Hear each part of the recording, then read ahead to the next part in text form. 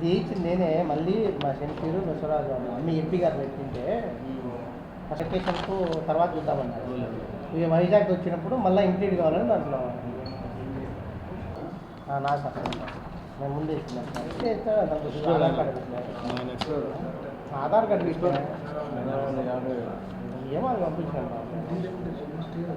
కడప నగరపాలక సంస్థ యొక్క పునర్విభజన ప్రక్రియ మీద మొట్టమొదటి నుంచి వైఎస్ఆర్ కాంగ్రెస్ పార్టీ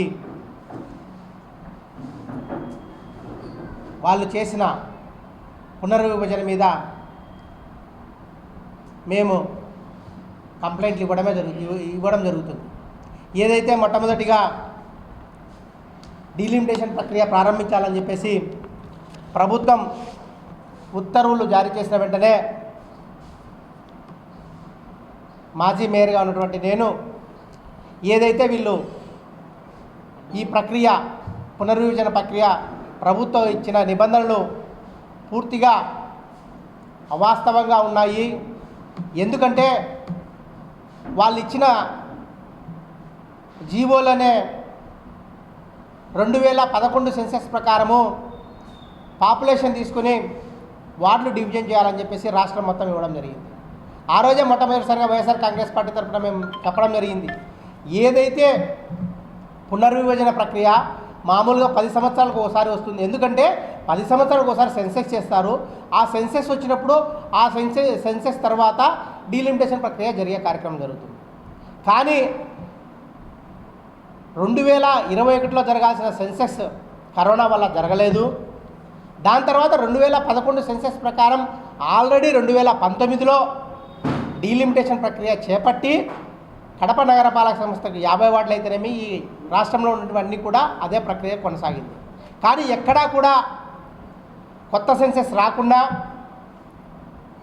లేదా ఎక్కడన్నా పంచాయతీలు అవి మెర్చి కాకుండా కూడా కేవలం వాళ్ళకు బుద్ధి పుట్టినట్టు ఈ డీలిమిటేషన్ ప్రక్రియ అలాగే రిజర్వేషన్ ప్రక్రియ చేసుకోవాలని ఈ డీలిమిటేషన్ ఇచ్చిందని చెప్పేసి మేము మొదటిగా 2/4/26 తేదీన సిడిఎంఏ గారికి, కలెక్టర్ గారికి, కమిషనర్ గారికి కంప్లైంట్ ఇవ్వడం జరిగింది. మీరు చేస్తున్న ఈ ప్రక్రియ అనేది చాలా తప్పు. ఏదైతే మీరు కొత్త సెన్సెస్ వచ్చినా లేకపోతే ఏమన్నా మెర్జీ చేసుకున్నా మీరు డీలిమిటేషన్ చేయాలి. ఏదీ లేకున్నా 2011 సెన్సెస్ తీసుకొని దాంట్లో మళ్ళీ 2026 ఓటర్ లిస్టు కూర్చోబెట్టాలని చెప్పేసి మీరు జీవో ఇవ్వడం ఇది ఖచ్చితంగా సహేతుకం కాదు అని చెప్పేసి కంప్లైంట్ ఇవ్వడం జరిగింది. కానీ దాన్ని ఎవరు పట్టించుకునే పరిస్థితి పోలేదు. దాని తర్వాత ఏదైతే డీలిమిటేషన్ ప్రక్రియ స్టార్ట్ అయిన తర్వాత వాళ్ళు డీలిమిటేషన్కి సంబంధించిన ముసాయిదాను ప్రకటించిన వెంటనే మనం అనుకున్నట్టే ఏదైతే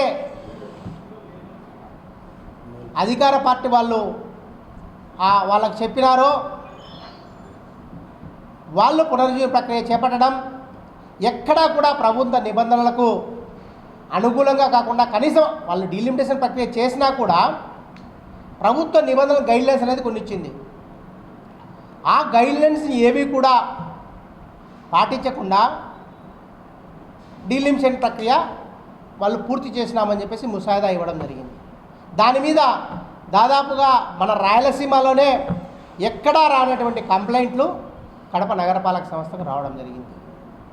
మాజీ మేయర్గా మేము కంప్లైంట్ ఇవ్వడం జరిగింది, అలాగే మాజీ కార్పొరేటర్లు ఇవ్వడం జరిగింది, అలాగే కమ్యూనిస్టు పార్టీలు ఇవ్వడం జరిగింది, అలాగే అధికార పార్టీ వాళ్ళు కూడా కంప్లైంట్ ఇచ్చే కార్యక్రమం జరిగింది. అంటే దీన్ని బట్టి మనం గమనించాల్సింది ఏంటంటే కడప నగరపాలక సంస్థలో ఏదైతే ఈ డీలిమిటేషన్ ప్రక్రియ పూర్తిగా అస్తవ్యస్తంగా ప్రభుత్వ నిబంధనలకు వ్యతిరేకంగా జరిగిందనేది తేటతెల్లమైపోయిందన్నమాట.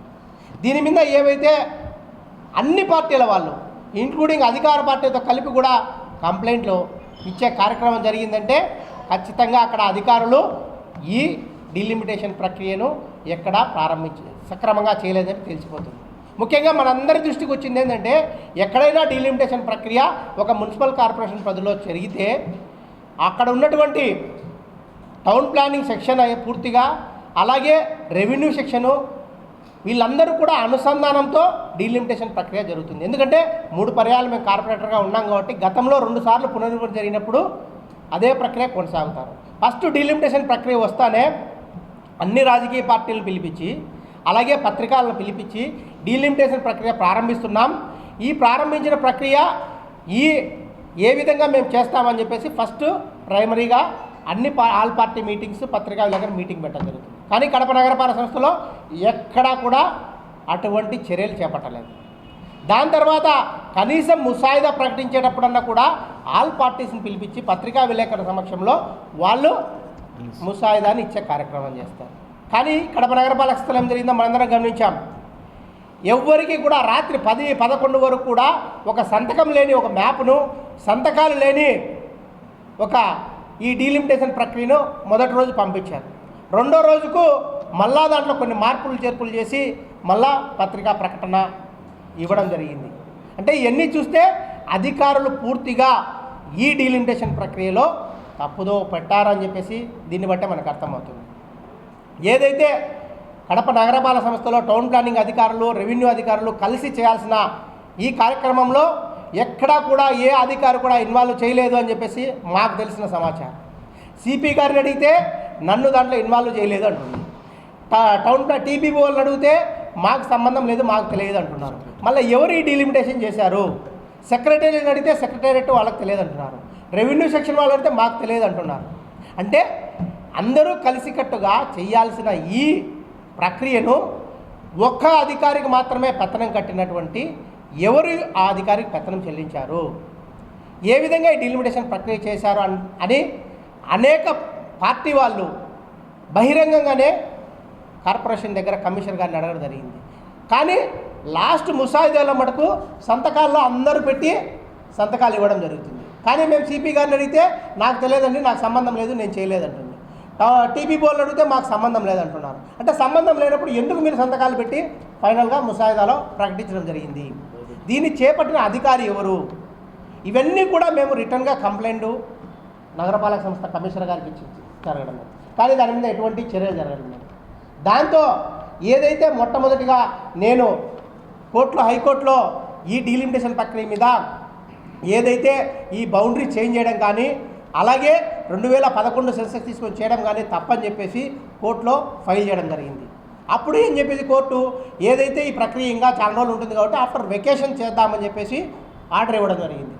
కానీ వీళ్ళు చేపడుతున్న ఈ ప్రక్రియను వైఎస్ఆర్ కాంగ్రెస్ పార్టీ అనేక పర్యాలు కంప్లైంట్ ఇచ్చినా వీళ్ళకి స్పందన లేకుంటే మళ్ళా నిన్న 1వ తేదీన మన మల్లికార్జున అలాగే ఎస్ శంషీరు అలాగే బాలస్వామిరెడ్డి మాజీ కార్పొరేటర్లతో మరొకసారి మనం హైకోర్టును ఆశ్రయించడం జరిగింది. ఇమ్మీడియట్గా హైకోర్టు చేసిన ఈ అభ్యంతరాలన్నీ పరిశీలించి నిన్నటి రోజున స్టే ఇవ్వడం జరిగింది. కాబట్టి ఇప్పటికైనా మేము అధికారులకు ఒకటే చెప్తున్నాం, ఏదైతే డీలిమిటేషన్ ప్రక్రియ అనేది ప్రభుత్వ నిబంధనలకు చూపడి మీరు చేయాల్సిన అవసరం ఉంది. అందరు అధికారులను ఇన్వాల్వ్ చేసి ఎక్కడా కూడా 2 సార్లు మనం డీలిమిటేషన్ ప్రక్రియ చేస్తే ఎక్కడ ఎటువంటి ఇబ్బంది లేదు. ఏదైనా చిన్న అబ్జెక్షన్స్ ఉంటే ఆ అబ్జెక్షన్స్ ఇచ్చిన వెంటనే వాటిని కూడా రెక్టిఫై చేసే కార్యక్రమం చేశాం. కానీ ఈరోజు కడప నగరపాలక సంస్థలో ఏం జరుగుతుంది? అధికార పార్టీ వాళ్ళకు బిగము దొంగ చేతికి బిగం ఇచ్చినట్టు ఒక అధికారి చేతికి బిగం ఇచ్చి వాళ్ళు ఇష్టానురాజ్యంగా రిజర్వేషన్ ప్రక్రియ అయితేనేమి డీలిమిటేషన్ ప్రక్రియ అయితేనేమి చేసే ప్రక్రియ చేస్తే వైఎస్ఆర్ కాంగ్రెస్ పార్టీ చూస్తూ ఊరుకోదని చెప్పేసి మరొకసారి హెచ్చరిస్తున్నాం. అధికారులు తప్పకుండా తగిన మూల్యం చెల్లించాల్సిన ఉంటుంది. ఎందుకంటే న్యాయస్థానాలు ఉన్నాయి, దాని తర్వాత పై అధికారులు ఉన్నారు, అందరికీ కంప్లైంట్ చేస్తాం. రాబో కాలంలో ఏదైతే ఈ డీలిమిటేషన్ ప్రక్రియను పూర్తిగా పక్కన పెట్టి మళ్ళా ఫ్రెష్గా డీలిమిటేషన్ ప్రక్రియ ప్రభుత్వ నిబంధనల ప్రకారం చేయాలి, లేదా కొత్త సెన్సెస్ వచ్చిన తర్వాత లేదా ఏమైనా పంచాయతీలు మెర్జీ చేసినప్పుడు మాత్రమే డీలిమిటేషన్ ప్రక్రియ చేసి పాత పద్ధతి ప్రకారమే ఎలక్షన్ జరపాలా, లేదా ఒకవేళ మీరు డీలిమిటేషన్ ప్రక్రియ చేపడితే ప్రభుత్వ నిబంధనలు ఏవి చెప్తున్నాయో దాని ప్రకారం మీరు చేయాలని చెప్పేసి అధికారులు మరొకసారి హెచ్చరిస్తున్నాం. ఎవరైతే ఈ డీలిమిటేషన్ ప్రక్రియ చేశారో ఆ అధికారుల మీద తక్షణం చర్యలు తీసుకోవాలని చెప్పేసి కలెక్టర్ గారిని అలాగే సిడిఎంఏ గారిని కూడా మేము వైఎస్ఆర్ కాంగ్రెస్ పార్టీ తరఫున డిమాండ్ చేస్తున్నాం.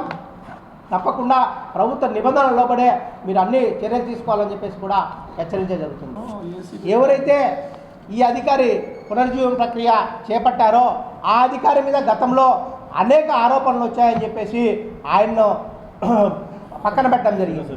పక్కన పెట్టిన తర్వాత అతని మీద గతంలో కూడా అనేక కేసులు ఉన్నాయని చెప్పేసి కేసులు ఉన్నవతని ఫోకల్ దాంట్లో పెట్టకూడదు అని చెప్పి మనకు అనేక చట్టాలు చెప్తున్నాయి. కానీ ఇక్కడ ఎవరైతే అప్పుడు అడిషనల్ కమిషనర్గా ఉన్నారో ఆయన ఇదే అధికారికి మళ్ళా పెత్తనం చేపట్టడం, దాని తర్వాత ఇన్ని అవకతవకలు జరగడానికి కారణమైందని చెప్పేసి అన్ని పార్టీలు భావిస్తున్నాయి. కాబట్టి తప్పకుండా మీరు దీన్ని పునర్విభజన ప్రక్రియను మళ్ళా చేపట్టే కార్యక్రమం చేయాలి, లేదా పాత పద్ధతి ప్రకారమే ఎన్నికలకు జరపాలని చెప్పేసి వైఎస్ఆర్ కాంగ్రెస్ పార్టీ డిమాండ్ చేస్తుంది.